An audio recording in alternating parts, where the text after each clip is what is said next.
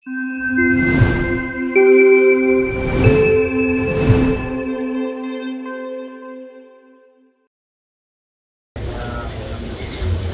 Mungu ndani ya Qur'ani ametuambia, lakini personality iliyotumika ni ya Mtume Muhammad, wadhakiruhum bi ayyamillah, wadhakiruhum bi ayyamillah. Mtume Muhammad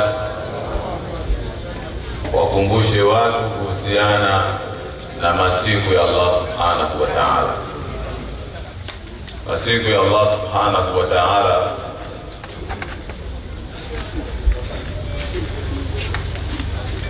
yana tafsiri tatu. Tafsiri ya kwanza, wakumbushe watu kuhusiana na neema zake Allah subhanahu wa ta'ala. Lakini tafsiri ya pili, wakumbushe watu kuhusiana na matukio ya Allah subhanahu wa ta'ala.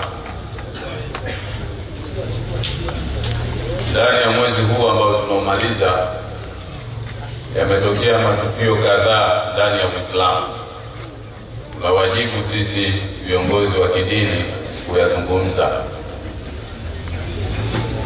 Moja kati ya matukio yaliyotokea ndani ya mwezi huu tunamaliza ni tukio la kuolewa kwa Bibi Aisha. Mtu anaweza akajiuliza, kuolewa Bibi Aisha tukio? Ndiyo tukio. Utajua kuolewa Bibi Aisha kuwa ni tukio kufuatia itikadi iliyokuwa imetawala katika kipindi kile.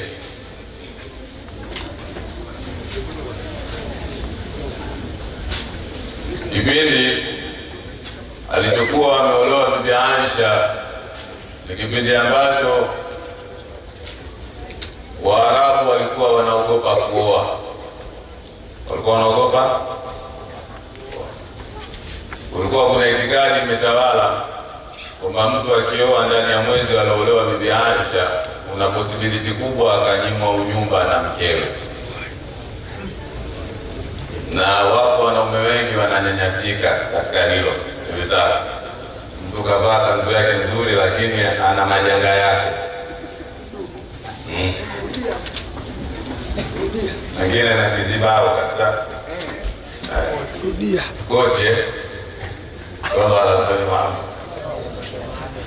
kuna mtu yeye ameshaleta kesi kwamba yeye akifuata kichwa mahala ambapo mke wake kaweka kichwa, mke wake anakitoa kile kichwa anakiweka miguuni mwake. Miezi 6. Tumegawa. Kwa hiyo ndani ya mwezi huu wa Shawwal aliolewa Bibi Aisha.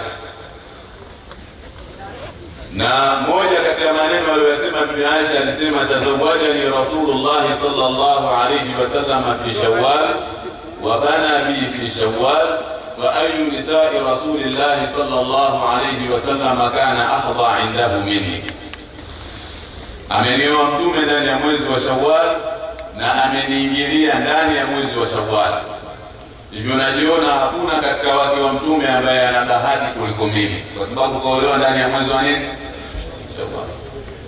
Maana yake mwezi wa Shawwal ndio mwezi wa kuoa. Ni sunna kuoa ndani ya mwezi wa